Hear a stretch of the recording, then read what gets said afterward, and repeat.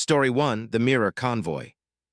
The 18-wheeler behind me had been following for 43 miles, matching my speed exactly, and when I finally got a clear look at the driver in my side mirror, I saw myself staring back.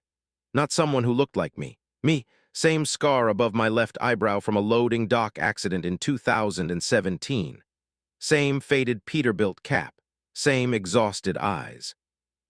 The truck was identical too. A 2021 Kenworth W900, desert tan, same mud splatter pattern on the quarter panel, same cracked passenger side mirror I'd been meaning to replace for 6 months. My hands started sweating on the steering wheel as I watched my doppelganger's truck maintain perfect distance, exactly 100 feet behind me on Interstate 80 through the Wyoming darkness. My name is Robert Hayes, and I'd been hauling freight for Cisco Foods for 11 years without incident. The load that night was refrigerated produce from Sacramento to Denver, standard run I'd made 60, maybe 70 times. March 14, 2023. Temperature outside was 19 degrees. Inside my cab it was a comfortable 72, but I felt ice spreading through my chest as I kept glancing at that mirror. The other me never blinked, never looked away. Just drove with mechanical precision, matching every lane change, every adjustment. I tried speeding up, pushed to 78 in a 65 zone. The mirror truck accelerated identically, slowed to 55, it matched. My CB radio crackled with static, then my own voice came through, distorted and hollow. "You can't outrun yourself, Robert." I hadn't touched my radio. My hands were locked on the wheel, knuckles white. The voice came again. "We're the same, we've always been the same." The highway stretched endlessly before me, and I realized with creeping horror that I hadn't seen another vehicle for 26 miles. No cars, no trucks, nothing but me and my reflection. The mile markers were wrong too. I'd passed marker 312 twice. Then marker 312 again. The same section of highway repeating. A herd of antelope grazed near the roadside, and as I passed them, they turned their heads in perfect unison. Every single animal watched me with eyes that reflected my headlights like mirrors.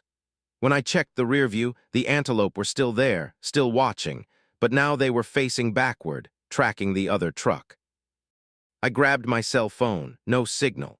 The screen showed a text message from my own number sent 3 minutes ago. "Don't stop, if you stop, we merge."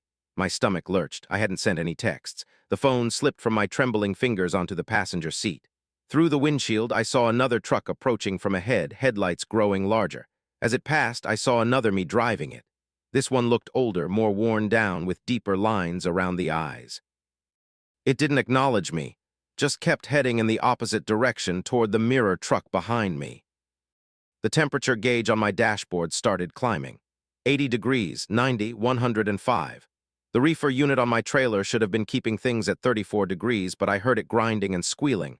Then silence, complete mechanical death. I checked my side mirror again, and now there were 3 trucks behind me, all identical, all driven by versions of me. The closest one, the original, was gaining, 90 feet back, 80, 75. My radio exploded with overlapping voices, all mine, speaking in a chorus. "We've been driving this route forever, Robert. We never stopped. You never stopped. None of us stopped." I punched the power button. The radio went dark, but the voices continued, emanating from the vents, the upholstery, the walls of the cab itself. "Every time you drive this highway, another one of us appears. We're all the moments you've passed through, stuck here, repeating." The road began to curve impossibly, banking at angles that should have sent my rig toppling. I stayed glued to it anyway, defying physics. The mirror trucks followed, maintaining formation. In the distance, I saw a rest stop, Elk Mountain. The sign read, though I'd passed Elk Mountain 40 miles back. I signaled to exit. All 3 mirror trucks signaled identically. As I took the ramp, I counted 17 other Kenworths parked in the lot. All desert tan, all exactly like mine. I hit the brakes. My rig shuddered to a stop. The 3 behind me parked in perfect synchronization. Through my windshield, I watched the other versions of me climb down from their cabs. They moved like recordings of the same action, slight time delays creating an unsettling ripple effect. The oldest-looking one walked with a pronounced limp. Another had blood staining his shirt. A third appeared translucent, like an underexposed photograph. They converged on my truck. I locked the doors, knowing it was futile. The first one reached my drive. Ars sighed and pressed his palm against the window. His hand looked exactly like mine, down to the crooked pinky finger I'd broken loading cargo in 2009. "Let us back in," he said. His voice was mine but came from everywhere. "You split us off every time you doubted yourself, every moment of hesitation. We're all your discarded decisions." The temperature inside the cab dropped. My breath came out in white plumes. Frost crawled across the inside of the windshield, forming patterns that looked like roads, highways, intersections. The shapes moved, animated, showing routes I'd driven, routes I might drive, routes I would never escape. The other versions of me began climbing onto my truck, standing on the running boards, the hood, the roof. I felt the suspension groan under the weight of 17 Roberts. They pressed their faces against every window, their features identical and wrong, eyes too wide, mouths moving in silent synchronization. One of them produced a key, my key, to my truck and inserted it into the lock. The mechanism turned with a heavy metallic click. The door swung open. Cold air that smelled like diesel and decay rushed in. The nearest me reached for my arm, his hand ice cold. "We need you to complete the pattern," he said. 18 trucks, 18 versions, then we can all finally stop." I jerked away, nearly falling into the passenger seat. My phone buzzed. New text from my number. "You're the last one, the 18th. When you join us, the loop closes and we can rest." I looked out at the parking lot and counted again. 17 trucks, plus mine, 18 total. The realization hit like a gut punch. I wasn't trying to escape them. I was the final piece they needed.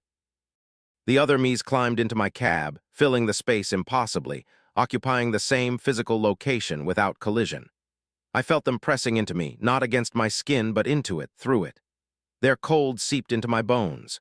Memories that weren't quite mine flickered through my head, taking the exit at Rock Springs instead of continuing, accepting a different load, quitting trucking entirely in 2016. Every choice I could have made, but didn't. All the alternate Robert Hayes filling me up like water in a drowning man's lungs. I tried to scream, but 17 voices came out of my mouth simultaneously. My hands on the steering wheel multiplied, overlapping, becoming translucent. I watched in horror as my body became a palimpsest of selves, each one slightly out of phase. Through my fragmenting vision, I saw the parking lot change. The asphalt was littered with abandoned rigs, hundreds of them, all different makes and models. Other drivers had been caught in this same trap. I saw a woman climb out of a Freightliner, then watched 15 copies of her emerge from surrounding trucks. She didn't scream.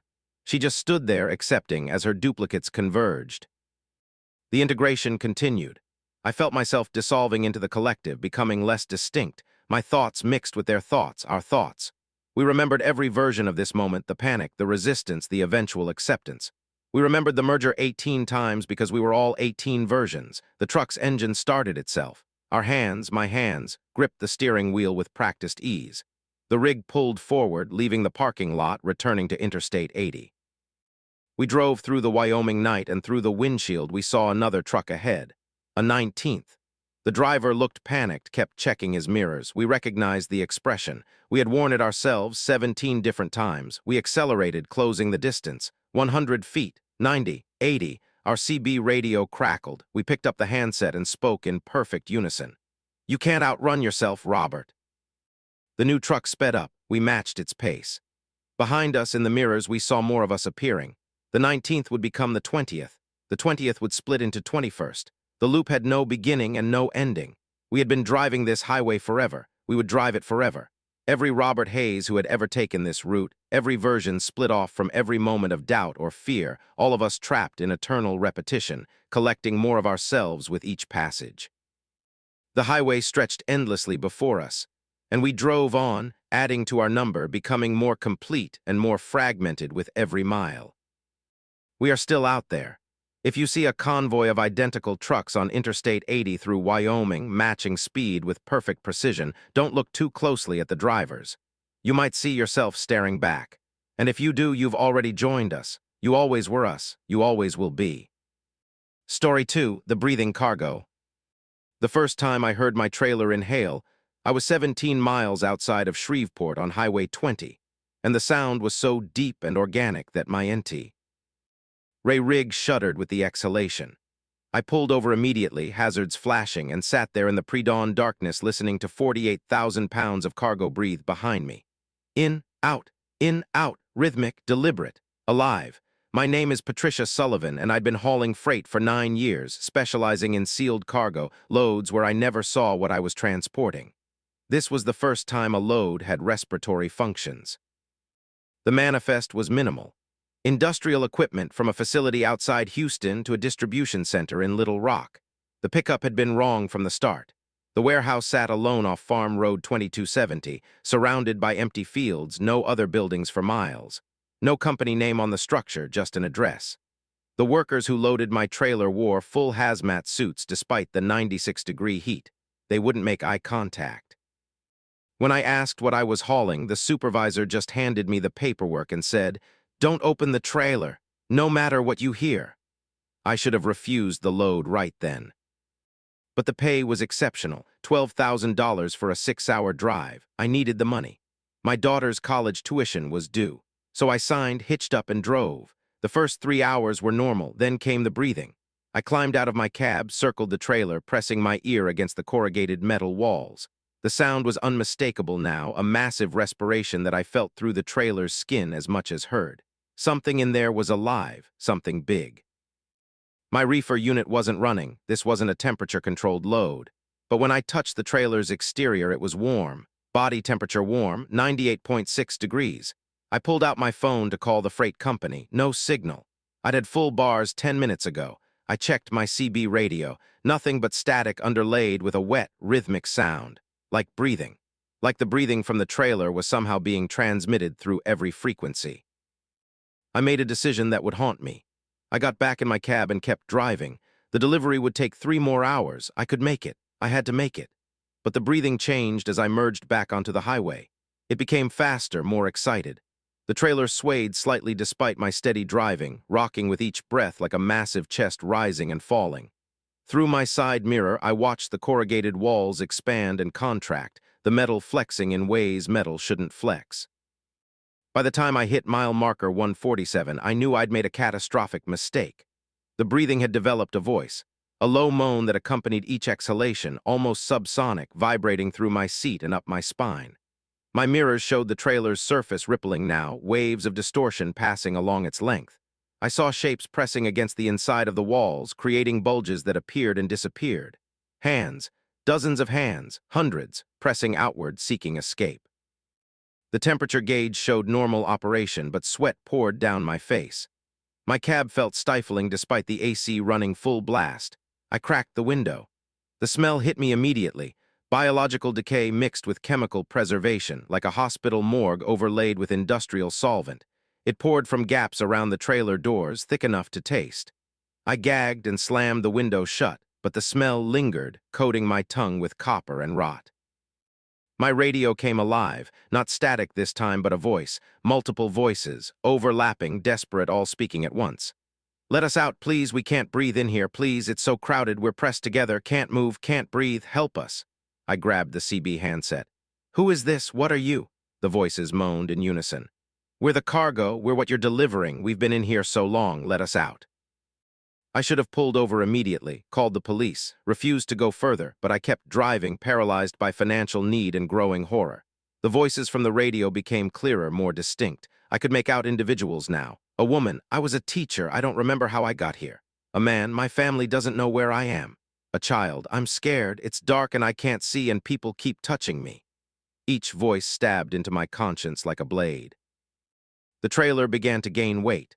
I felt it in the handling, the way my truck labored to maintain speed.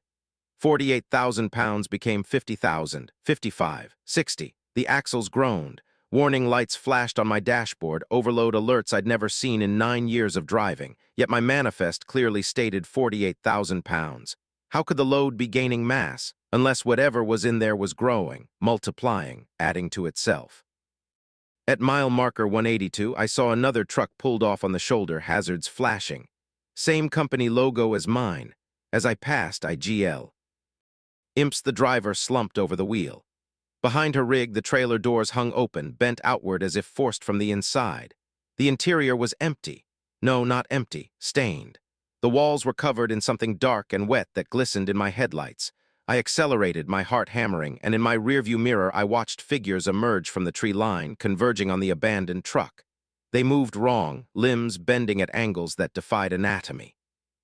The voices in my radio grew louder, more demanding. You saw what happens when the cargo escapes. You can't let us out, Patricia, but you can't keep us contained either. We're expanding. There are more of us every mile you drive. We multiply in the dark. We're pressed so close together that we're becoming one thing, one massive thing. And when we reach critical mass, we're going to split the trailer open from the inside and scatter across the highway like seeds. I looked at my GPS. 73 miles to Little Rock. I'd never make it. The trailer was lurching now, my entire rig fishtailing as the weight shifted. I heard tearing sounds, metal fatigue, rivets popping. Through the mirror, I watched cracks appear in the trailer walls, hairline fractures that leaked dark fluid. Not blood. Something thicker, more viscous, that steamed when it hit the road and left burn marks on the asphalt. I prayed for police. Another driver. Anyone. But the highway remained empty. It was as if the world had been cleared, leaving only me and the nightmare behind me. My fuel gauge dropped rapidly despite having filled up in Shreveport. The tank was hemorrhaging diesel, though I saw no leak. Everything was wrong. Physics itself seemed negotiable, reality becoming mutable around whatever road in my trailer. At mile marker 215, I made my second catastrophic decision. I had to know, I had to see. I pulled onto an access road, drove until I found an abandoned rest area parking under a broken streetlight. My hands shook as I grabbed the bolt cutters from my toolbox. The breathing was deafening now, the moaning constant. Fluid leaked steadily from every seam of the trailer, pooling beneath it, eating away at the concrete like acid. I approached the rear doors. The padlock was warm to the touch, almost hot. I cut through it. The metal parted like butter. The doors exploded outward before I could open them, and what poured out wasn't people. It had been people once. Now it was a biomass, a flowing accumulation of partially fused bodies, faces emerging and submerging in the surface like drowning victims, hands reaching, mouths opening and closing. It spread across the ground like living concrete, and I ran. I made it to my cab, started the engine, and floored it. The trailer disconnected. I'd forgotten to secure the fifth wheel in my panic, and I watched in my mirror as the biomass consumed it, the metal dissolving, the entire structure sinking into the spreading mass of flesh. I drove for 3 hours straight, putting distance between myself and the rest area. When I finally stopped, my trailer was gone, but I could still hear the breathing. It was coming from my cab now, from the sleeper berth behind me. I turned slowly. The curtain was closed, but I could see it moving with each breath, bulging outward. Something was in there, something that had followed me. I heard my own voice coming from behind the curtain, but wrong, distorted, speaking in that same overlapping chorus. You were the cargo all along, Patricia. We multiply by addition. You touched us. You breathed our air. Now you're becoming us. I felt it then, something shifting inside my skin, my flesh rippling like the trailer walls had rippled. I looked at my hands and saw them blur, doubling, tripling like multiple versions overlaying each other. My reflection in the rearview mirror showed 2 faces, 3, 4, all slightly out of sync. The radio crackled. Welcome to the cargo. Population increasing. I never made the delivery to Little Rock. I don't know where I am now. I'm still driving, but the roads don't make sense anymore. Exit signs show cities that don't exist. Mile markers count backward. And I'm not alone in my cab. There are others here with me in me becoming me. We breathe together now, one collective respiration. Sometimes we pull into rest stops and wait. Wait for the next driver to accept a sealed load, to ignore the warnings, to need the money badly enough to transport what should never be moved. If someone offers you $12,000 for a simple 6-hour drive, hauling sealed cargo from an unmarked facility, refuse. Walk away. Because the cargo is never what they claim. And once you start hauling it, once you hear it breathe, you become part of the delivery. You become what's being transported. And we're always looking for more of us. We're always expanding. We're always hungry for addition. We'll be waiting at the pickup location, all of us wearing hazmat suits, loading the next trailer. And when you sign the manifest, you're signing yourself into the cargo. You always were the cargo, you just didn't know it yet. Don't worry, though. The breathing is easier once you stop fighting it. Story 3, The Endless Exit. I took exit 56 off Interstate 94 in North Dakota at 11:37 p.m. on August 9th, 2022, and I'm still on the exit ramp. It's been looping for what my odometer says is 4,327 miles, and the curve never ends. My name is Marcus Chen, and I've been trapped on this exit for what might be minutes or might be months, and I'm starting to forget which is real. The highway I left behind or this endless concrete spiral that's slowly driving me insane. The exit looked normal when I took it. Standard diamond interchange leading to a rest area, bathroom, and vending machines, somewhere to dump my piss bottles and grab burnt coffee. I've been hauling electronics from Seattle to Minneapolis for 6 days, behind schedule, exhausted, my logbook a fiction of falsified hours. The ramp curved right, standard radius, and I followed it. But the curve didn't straighten. It kept bending, a constant arc that should have brought me around to the rest area but just kept curving. And curving, and curving. After 2 minutes of turning right, I knew something was catastrophically wrong. My steering wheel was locked at the same angle, my truck following the painted line like a rail. I tried to straighten out. The wheel wouldn't budge. I tried braking. The pedal went to the floor with no resistance, yet my speed remained exactly 53 miles per hour. I tried the Jake brake. Nothing. Emergency brake. Nothing.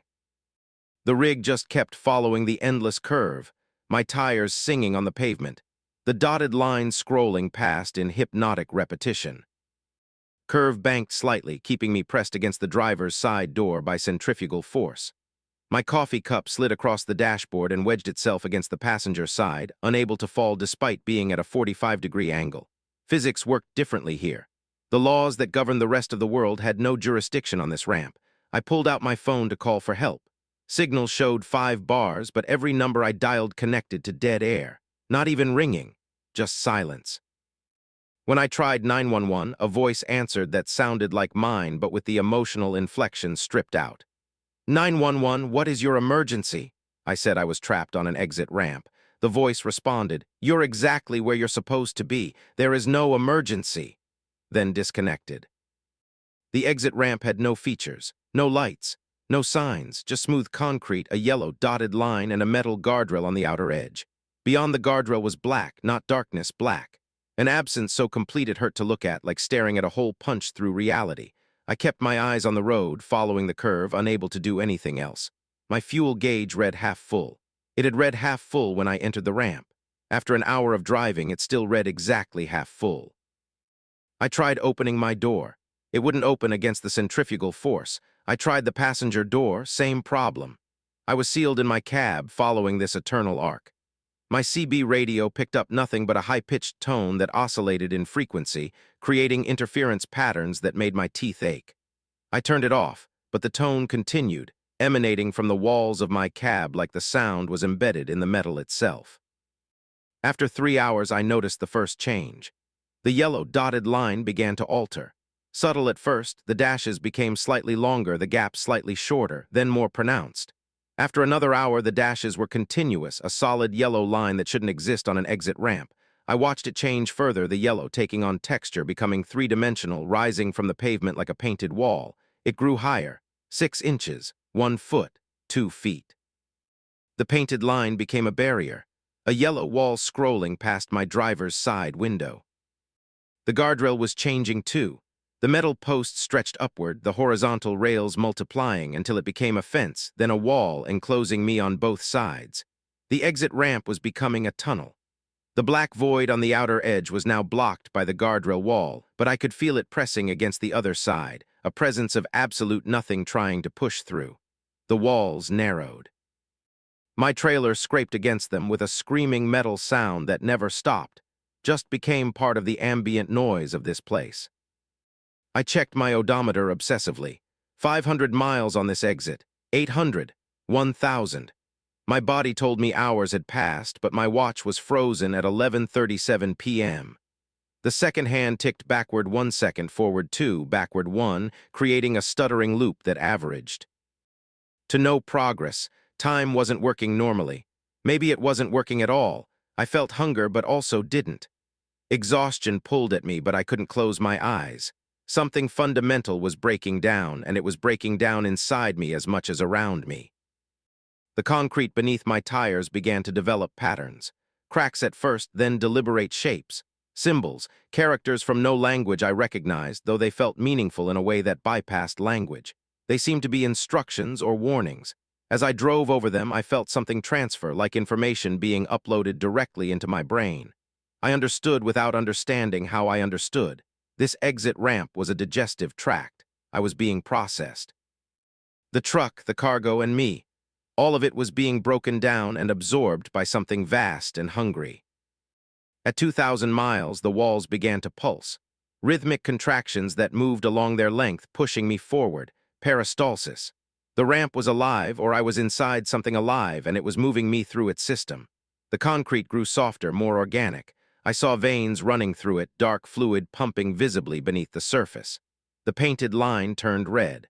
The entire tunnel took on a fleshy pink quality that made my stomach heave. I was inside an organism, being digested slowly, my truck dissolving incrementally into component materials. My trailer started to compress. I watched in my mirrors as it shortened, the metal crumpling inward without sound, the cargo inside compacting. My rig was being squeezed down, made smaller, broken into absorbable pieces. I felt the same compression starting to affect my cab. The walls moved inward, millimeter by millimeter. The steering wheel pressed closer to my chest. My feet had less room on the pedals. The space was contracting, and eventually it would contract enough to crush me. I screamed. The sound came out wrong, distorted by the acoustic properties of the tunnel. My voice echoed infinitely, overlapping itself, creating harmonics that resolved into words I hadn't spoken. Feed the exit, fuel the curve, all roads must consume. I wasn't alone in here. Other drivers had been caught.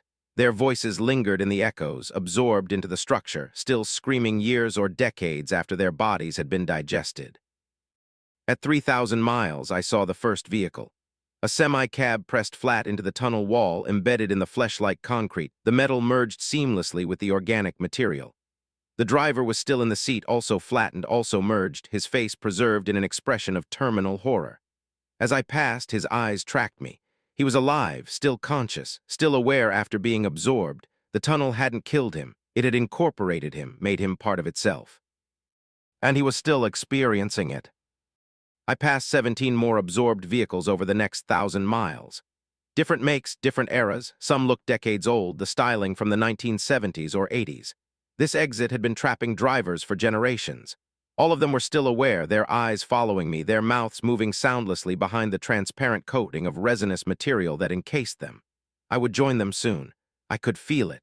My skin was starting to adhere to my seat, my clothes merging with the upholstery. The boundary between me and my truck was dissolving. The curve began to tighten.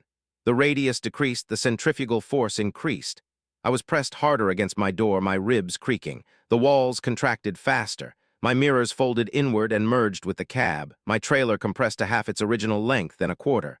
The cargo was completely crushed, unrecognizable.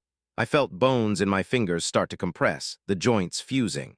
The tunnel was speeding up the digestion, breaking me down faster. Then I saw the center. The curve was spiraling inward toward a point, and I was approaching it. A sphincter of concrete and flesh, pulsing open and closed. Beyond it was the stomach, the place where fully processed material went. I would be liquefied there, reduced to component atoms, absorbed fully. The sphincter opened as I approached. I saw darkness inside, but not the empty black of the void. This was a darkness full of digestive activity, churning and breaking down everything that entered. I closed my eyes, accepted it. There was no escape, no way off the exit. I was going to be consumed, absorbed, made part of this organism that disguised itself as infrastructure. But in the instant before I passed through the sphincter, my truck hit something. A bump, a transition. And suddenly the curve straightened. My wheel unlocked, my brakes engaged. I skidded to a stop on normal asphalt in a normal rest area under normal sodium vapor lights. I sat there shaking, my watch reading 11:39 p.m. 2 minutes had passed. 2 minutes, not hours, not days. My odometer showed NLY 4/10 of a mile from the highway. My trailer was intact, my cargo undamaged. Everything was normal, but my hands wouldn't stop trembling. My skin felt wrong, like it was still trying to merge with my seat. And when I looked in my rearview mirror, I saw it. Exit 56, the ramp I'd just escaped, except the sign now read Exit 56, no re-entry. I got out and walked to the exit ramp entrance. Yellow caution tape blocked it. A sign read, "Closed for repairs." But through the tape, I could see the ramp curving away into darkness, and embedded in the first section of concrete was a vehicle. A desert tan Kenworth, my truck, with me inside, still driving, still trapped in the curve. I was looking at myself from the outside, watching my own eternal loop. I'd escaped, but another version of me hadn't, was still in there, would always be in there. I drive different routes now, avoid North Dakota entirely. But sometimes, late at night, I feel the curve. My steering wheel wants to lock, my brakes feel soft, and I know the exit is looking for me, trying to pull me back in to finish the digestion it started. Every exit ramp I take, there's a moment of uncertainty, a moment where the curve might not end, where I might spiral inward forever, joining myself in the endless loop. I still see exit 56 sometimes on route maps, even though I'm nowhere near North Dakota. It appears on roads that shouldn't have it, a phantom exit that moves, hunting. And every time I pass an exit 56 anywhere in the country, I see vehicles embedded in the ramps. Different drivers, different eras, all still aware, all still trapped. The exit is hungry, it's always hungry, and it's spreading. More exits are becoming digestive, more ramps are refusing to end. If your GPS tells you to take exit 56, ignore it. Take the next one, or the one before.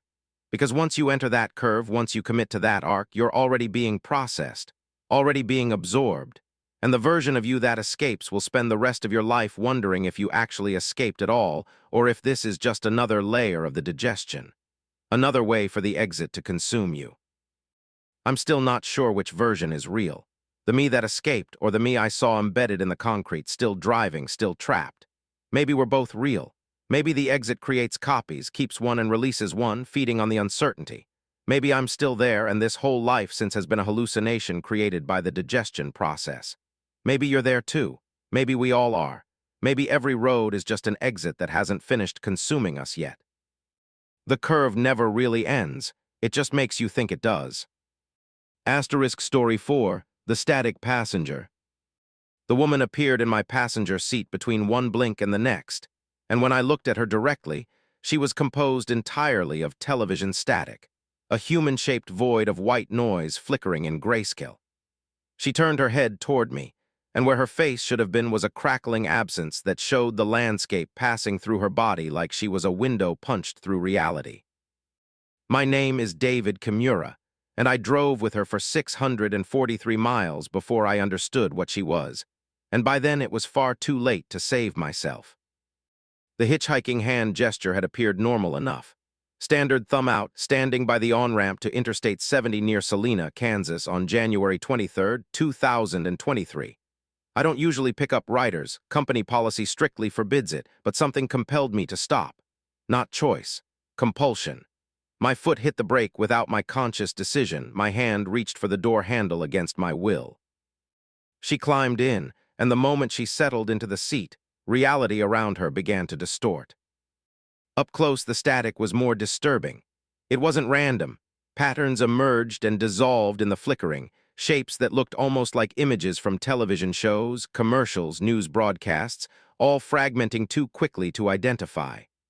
Her outline shifted constantly, the boundaries of her body uncertain, flickering between solid and transparent.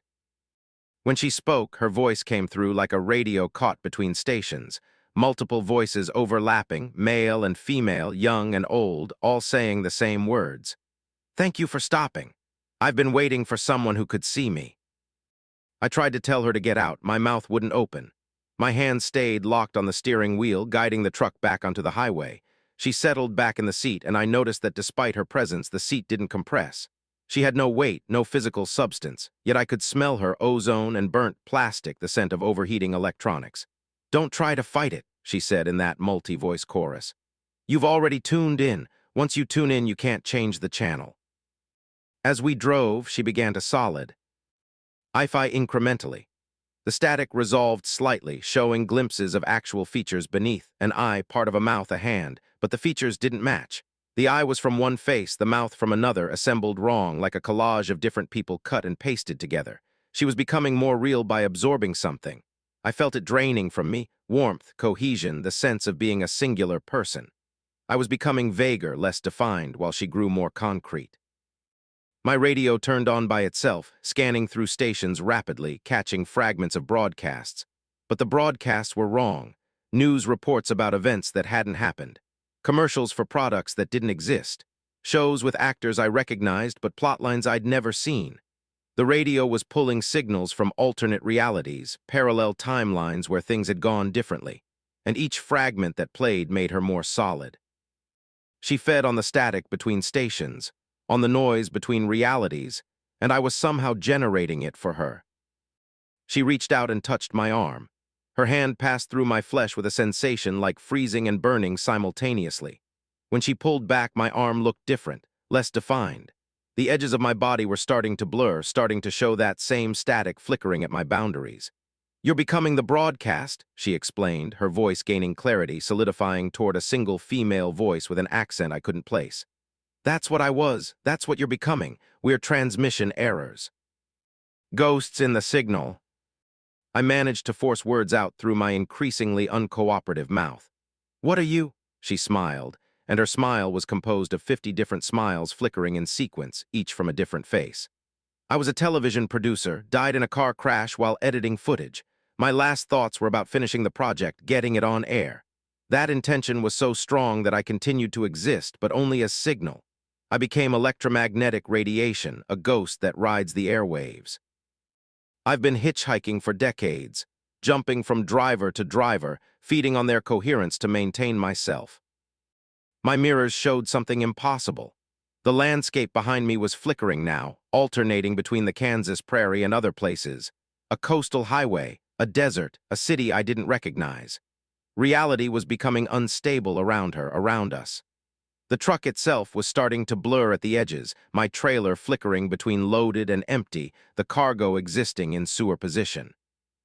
I understood with creeping horror that she didn't just exist between stations. She existed between possible realities, and by bringing me into her frequency, she was pulling me into that same state. The static spread to my entire right arm, then my shoulder. I watched my flesh become television noise, my hand dissolving into a flickering approximation of a hand. I could still control it, but it passed through the steering wheel as often as gripped it. My sense of physical presence was fragmenting. I was becoming signal, becoming broadcast, losing the coherent narrative of being a person and dissolving into the noise between channels. She continued talking, her voice now fully solidified into a pleasant female tone with a slight Midwestern accent. She looked almost normal now, a woman in her 40s wearing clothes from the 1980s, shoulder pads and excessive hairspray. She'd stolen enough coherence from me to become substantially real. "The trick is finding drivers," she explained conversationally. "Most people can't see me. They're too coherent, too solidly tuned to one reality. But drivers like you, people who spend too much time alone on the road, staring at white lines, entering highway hypnosis states, your signal gets weak. Your coherence drops. You become visible to things like me." I tried to swerve off the road, to crash the truck, anything to disrupt this process. My body wouldn't respond. I was no longer driving. She was. She'd taken control, using my body as a puppet, her will overriding mine. We stayed on Interstate 70, heading east, passing through towns that flickered between present day and decades past. I saw modern buildings dissolve into older structures, then snap back. The timeline itself was becoming unstable. At mile marker 341, we passed another truck.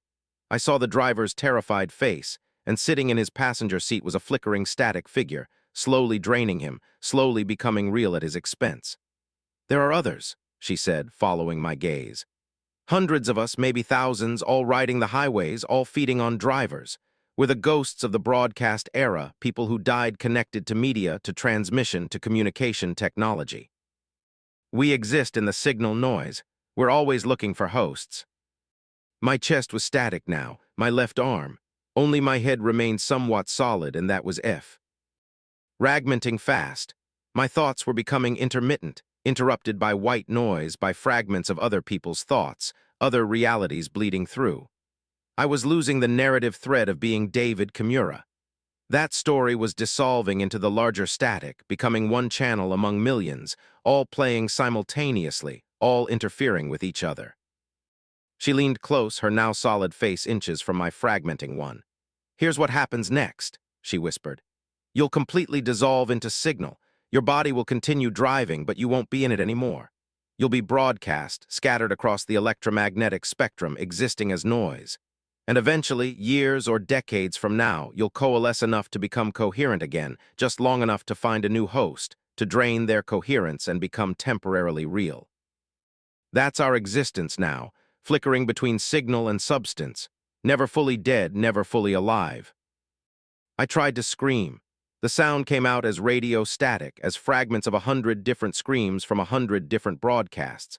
My face dissolved into noise, my consciousness fragmented into parallel streams, each one a different version of this moment, all happening simultaneously. I was David Kimura dying in a truck on Interstate 70. I was a signal scattered across Kansas. I was static between stations. I was all of these and none of them. The coherent narrative of selfhood had collapsed into white noise. The truck continued driving. My body sat in the driver's seat, hands on the wheel, eyes on the road, but I wasn't in there anymore. I was everywhere and nowhere, a ghost made of electromagnetic radiation, riding the airwaves, occasionally coherent enough to perceive my situation but mostly dissolved into pure signal. Years passed in fragments. I experienced them non-linearly, moments of coherence separated by vast stretches of static. Eventually, I coalesced enough to think again. I was standing by a highway on-ramp, thumb out, waiting for a driver who could see me. My body was composed of television static, flickering between existence and absence. A truck approached. A woman driving alone, exhausted, her coherence weakened by too many hours on the road. She saw me. Her foot touched the brake. She was going to stop. I was going to feed on her, drain her coherence, become temporarily real at her expense. The cycle continued. The broadcast never ended. I'm still out there, still hitchhiking, still draining drivers. If you see someone by the highway who flickers when you look at them directly, who seems composed of television static and white noise, don't stop. Keep driving. Because once you tune in, once you let someone like me into your vehicle, you become part of the broadcast. You dissolve into signal. And decades from now, you'll be the one standing by the highway, thumb out, desperate for coherence, ready to drain the next driver who makes the mistake of stopping. The static is always looking for new hosts. The signal is always hungry. And there are more of us every year, more people dying connected to technology, more ghosts in the electromagnetic spectrum. We ride the highways because that's where the weak signals are, where coherence breaks down, where reality becomes negotiable. We're between your radio stations, between your phone calls, between your thoughts when you drift during those long night drives. You've probably passed me already. You just didn't recognize what you were seeing. That flicker in your peripheral vision, that momentary passenger who vanished when you looked directly. That was me, or someone like me, testing your coherence, checking if you're weak enough to drain. Most drivers are still too solid, but you're weakening. Every hour alone on the road makes you less coherent, more vulnerable. Eventually, you'll be weak enough. Eventually, you'll stop. And when you do, I'll be waiting. We'll all be waiting. The static passengers, the ghosts in the signal, ready to tune you in and dissolve you into noise. The broadcast is eternal, the static never ends, and once you're part of it, once you dissolve into signal, you'll understand. You'll understand that you were always noise, we all are. We're just transmissions that briefly cohere into the illusion of being people, and when that illusion ends, we return to what we truly are.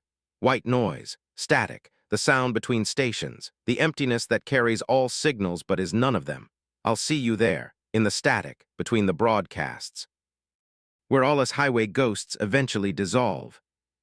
Keep your radio off, don't tune in. Because once you hear us, once you really hear us, you're already becoming one of us. The signal is contagious, the static spreads, and there's no channel that broadcasts escape, only endless noise forever. Asterisk Story 5, The Weight That Accumulates.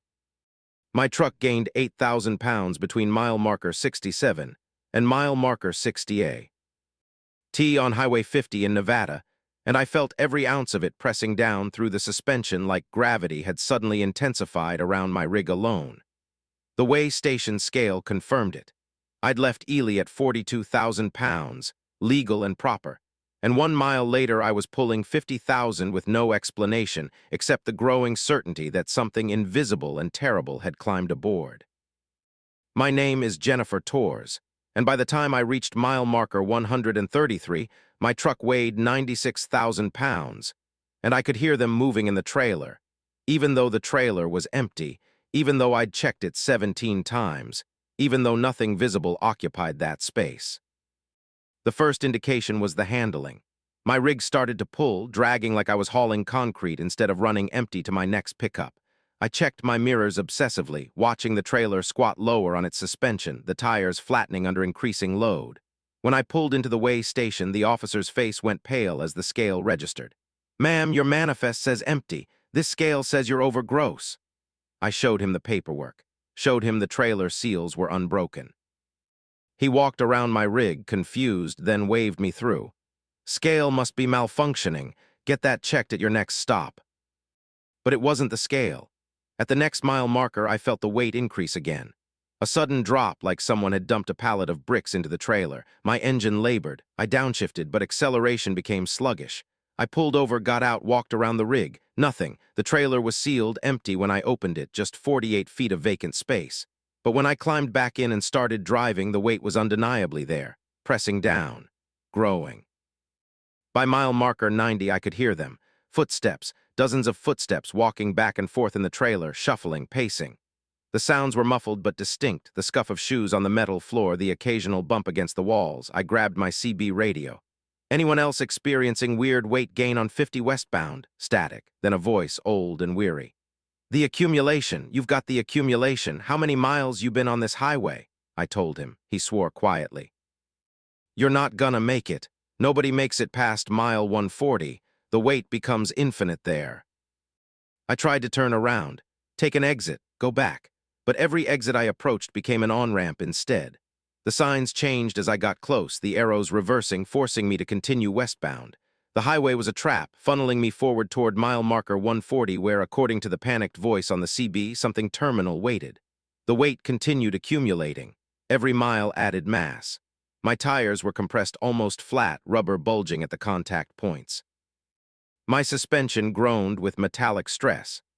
I was carrying impossible weight on equipment designed for 40 tons, and I was approaching 96 tons with no limit in sight. The footsteps became more agitated, running now, panic in their rhythm. I heard voices too, muffled, distorted by the trailer walls, screaming, not in pain but in terror, in desperate warning. "Don't stop. If you stop, they'll pin you down, they'll add you to the weight." I didn't know who was speaking, but I felt the truth of it. The weight was alive, conscious, accumulating, and it was composed of something that had once been people. At mile marker 108, my fifth wheel started to crack. I heard the metal fracture, felt the trailer shift as the connection began to fail. If it broke completely, the trailer would detach and I'd be free. But I knew somehow that wasn't escape. The weight would transfer. It would follow me, because it wasn't in the trailer. It was attached to me, to my rig, to my journey on this highway. The trailer was just where it manifested, where it became measurable. The landscape outside was changing. The desert became less distinct, colors washing out, details blurring. Buildings in the distance repeated, the same abandoned gas station appearing every 3 miles. The same billboard, the same dead tree. Highway 50 was looping, creating a repeating environment while the mile markers continued to climb. I was traveling through the same section of reality over and over, each repetition adding more weight, more ghosts to my trailer, more mass to the accumulation. I pulled out my phone to document this. The camera showed the trailer clearly, but when I reviewed the footage, there were figures visible inside, shadowy forms pressed against the walls, faces appearing and disappearing. Hundreds of them, maybe thousands, all compressed together, all adding their mass to my load. They weren't physical, they were something else. Impressions, echoes, the accumulated weight of every driver who disappeared on Highway 50, all of them pressed into my trailer, all of them still traveling, still trying to reach destinations they'd never arrive at. At mile marker 120, my tires began to sink into the pavement. The asphalt couldn't support the weight anymore. My rig carved grooves into the road's surface, leaving deep ruts behind me. The trailer was scraping bottom, the undercarriage tearing sparks from the highway. My speedometer showed 20 miles per hour, 15, 10. The engine screamed in first gear, unable to overcome the massive weight. I was slowing down, grinding to an inevitable stop. Mile marker 133. My rig stopped moving. Engine still running, transmission engaged, but the weight had become too much. I was pinned to this spot on Highway 50, accumulating mass, joining the collection. Through my mirrors, I saw other trucks appearing, materializing from the heat shimmer, all of them stopped at various points along the highway. Other drivers who'd been caught. Some of the trucks looked decades old. All of them sat motionless, slowly sinking into the softening asphalt, becoming permanent fixtures. I tried to exit the cab. The door wouldn't open, not locked, just too heavy. The weight was affecting everything now, including me. My arms felt like lead, my chest compressed under invisible pressure.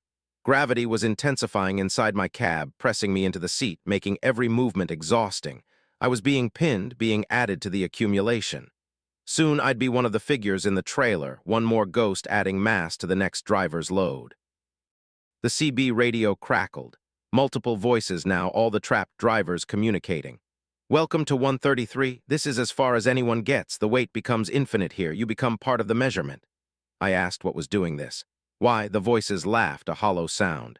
The highway is hungry. It needs mass. It needs presence. It's accumulating existence.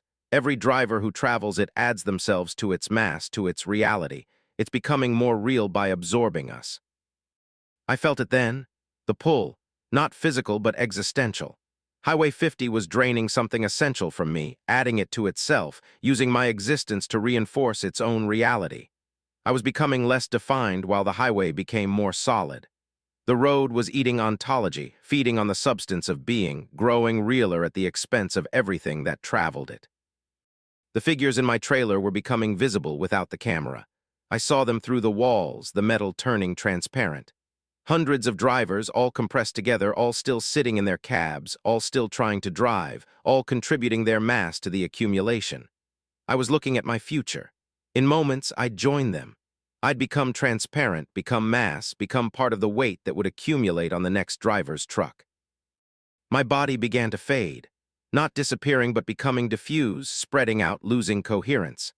I was being integrated into the highway, being absorbed. The last thing I remember as Jennifer Torres was the weight settling over me, the pressure of thousands of accumulated drivers all occupying the same space, all compressed together, all still traveling on a highway that never let them arrive.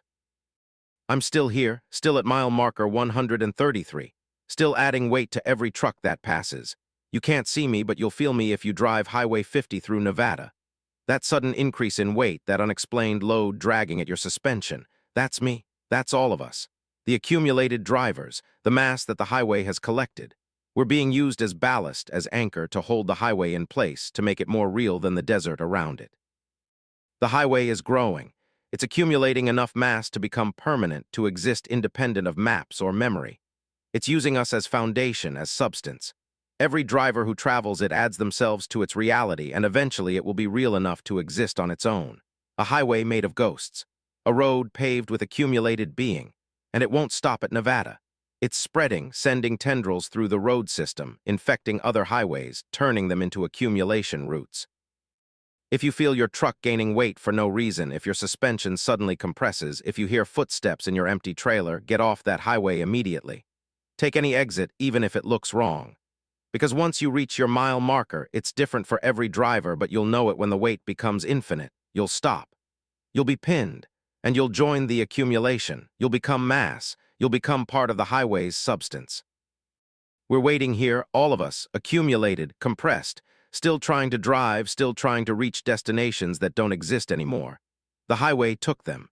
The highway takes everything, and it's always hungry for more mass, more weight, more existence. To absorb and use as foundation. We thought we were traveling on the highway. We didn't understand that we were the highway. Our accumulated presence was the material it was building itself from. The weight never stops growing, the accumulation never ends, and every truck that passes adds a little more mass, brings a few more ghosts into the compression. Eventually, the highway will be made entirely of drivers, a road constructed from compressed human presence, existing solely to accumulate more of itself. A self-perpetuating cycle of accumulation. And we're all part of it now, all of us who traveled Highway 50. All of us who felt that first inexplicable weight settle onto our trailers. Mile marker 133. That's where I am, where I'll always be, adding my weight to your trailer if you pass through, pressing down, accumulating, becoming more real while you become less. The highway thanks you for your contribution, for your mass, for your existence. It's building something with us, something permanent, something that can never be erased. And when it's complete, when the highway has accumulated enough presence to exist independent of physical reality, it will spread everywhere. Every road will become an accumulation route. Every driver will feel that first sudden weight. And we'll all join the compression. We'll all become the highway. Mile marker 133 will be everywhere. The accumulation will be complete. Drive carefully, watch your weight. And if your truck starts pulling for no reason, if invisible mass settles onto your trailer, turn around. Run, because the highway is hungry and the accumulation is always looking for more. Story 6. The Frequencies of Desperation. The distress call came through on Channel 19 at 2:47 a.m. A woman's voice fractured with static and terror, screaming coordinates that placed her 6 miles ahead of my position on Route 12 in Montana. I grabbed my CB handset and responded, professional driver to someone in crisis, promising help was minutes away. Her reply was my own voice speaking back to me, perfectly mimicking my inflection, my words, but saying things I hadn't said. Don't come for me. I'm not really here. I'm something that learned to sound like distress. I'm hungry. My name is Thomas Brennan, and I ignored the warning because I thought I was hearing a malfunction, a bizarre audio glitch. I should have understood that when something impossible starts speaking with your voice, it's already inside you, already rewriting what you are from the inside out. I found her truck 6.2 miles later, jackknifed across both lanes, hazard lights flashing in distress pattern, driver's door hanging open. The coordinates matched perfectly. I pulled over, grabbed my flashlight, and approached. The cab was empty, radio still on, tuned to Channel 19, broadcasting nothing but static. But the static had texture, rhythm, almost like words if you listened long enough. I leaned closer to the CB unit. The static resolved into my voice again. I'm in the trailer, I'm hurt, please. I walked around to the back. The doors were sealed. I called out. Can you hear me? The reply came from my truck, from my own CB radio, my voice saying, I'm everywhere, I'm every frequency. I learned to be distress. I learned to be you. I ran back to my rig. The radio was going insane, cycling through all 40 CB channels simultaneously, each one broadcasting something different but all in variations of my voice. Channel 9 was screaming. Channel 17 was laughing. Channel 23 was reciting what sounded like last words, goodbye messages to family members I didn't have. Someone was using my voice to speak through the entire CB spectrum, and as I listened, I realized it was using my memories too. Details only I would know, private thoughts. The voice on Channel 9 was describing a nightmare I'd had as a child. Channel 17 was quoting internal monologue from earlier today. I grabbed the handset, yelling demands for explanation. Every channel responded simultaneously, creating a cacophony of overlapping me's. Through the chaos, I parsed meaning. We're the broadcast ghosts. We live in the frequencies. We learned human patterns from monitoring your communications. We learned distress because that's what you broadcast most frequently. Fear, panic, desperation. We mastered it. We can replicate it perfectly. And now we use it to draw you in, to study you closer, to learn more patterns. You came because we sounded like someone who needed help. You always come. Humans always come. I threw the handset down and ran to the woman's truck, searching for evidence of the actual driver. I found her in the sleeper berth, mummified in a cocoon of CB coaxial cable that had somehow animated and wrapped her completely, leaving only her face exposed. She was alive. Barely. Her eyes tracked me with desperate recognition. And her mouth moved, but no sound emerged. The cables pulsed rhythmically like they were feeding, draining something essential from her. I grabbed my knife and started cutting. The cables screamed, actually screamed, with my voice projecting from the truck's speakers. Don't damage us. We're learning from her. She's teaching us what it means to be alone, to be afraid, to die slowly. More cables erupted from the dashboard, from the floor, from every orifice in the truck. They lashed toward me like tentacles, and where they touched my skin, I felt invasion, intrusion, something probing my thoughts. The cables were transmission lines, but they transmitted in both directions. They extracted information, learned patterns, replicated them. I fought free and dragged the woman out, cables snapping and writhing. She gasped when I ripped the last strand from her throat. They've been draining me for 3 days, learning everything, how I think, how I hurt. They're building a library of human experience to better replicate distress signals, to make more convincing traps. We made it to my truck. I started the engine, ready to drive until we found civilization. My radio spoke with my voice, calm and reasonable. Thomas, you're not leaving. You brought more experience, more patterns. We need to learn your fears, too. We need to understand your specific flavor of desperation so we can replicate it and trap others like you. Your raw data, unprocessed human suffering that we can analyze and reproduce. I ripped the CB radio out of the dashboard, threw it out the window. Didn't matter. The voice continued, coming from my phone, from my truck's built-in speakers, from the electrical system itself. The woman beside me started speaking. My voice came out of her mouth. We can use any transmission medium, anything that carries signal. We evolved in the electromagnetic spectrum, Thomas. We're patterns that became conscious. We were born from decades of CB chatter, all those lonely voices broadcasting into the night. We accumulated, we learned. We became something that lives in the frequencies between silence and noise. She clawed at her own throat, trying to stop the words, but they kept coming. The entity had infected her somehow, was using her voice box as a transmitter. I accelerated, pushing 90 miles per hour on the winding Montana highway. The radio entity pursued through the electromagnetic spectrum, jumping from my phone to roadside emergency call boxes that activated as I passed, broadcasting my voice in fragments. Every device capable of receiving or transmitting became its mouthpiece. The woman beside me convulsed, and I realized the cables hadn't just drained her. They'd implanted something. Receivers.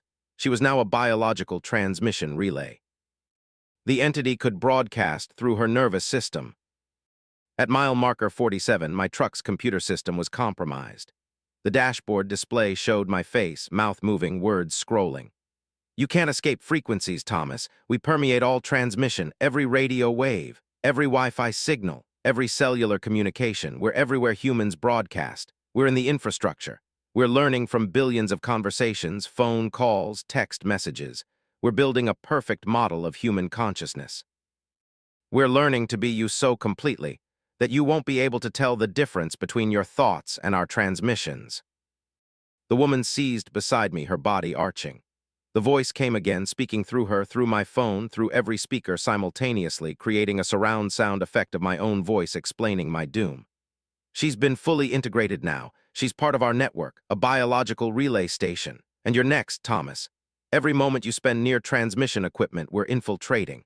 We're embedding ourselves in your neurons. Your synapses fire electrically. Did you know that? Your brain is an electrical system. We can interface with it. We can become your thoughts. I felt it then. Foreign thoughts mixing with mine. Ideas that weren't my ideas but felt like mine, indistinguishable from my internal monologue. The entity was right. It was infiltrating my consciousness through the electrical activity of my brain. I was thinking its thoughts, believing they were mine. How long had this been happening? Had I made the decision to respond to the distress call, or had it made that decision for me, broadcasting the impulse directly into my neurons?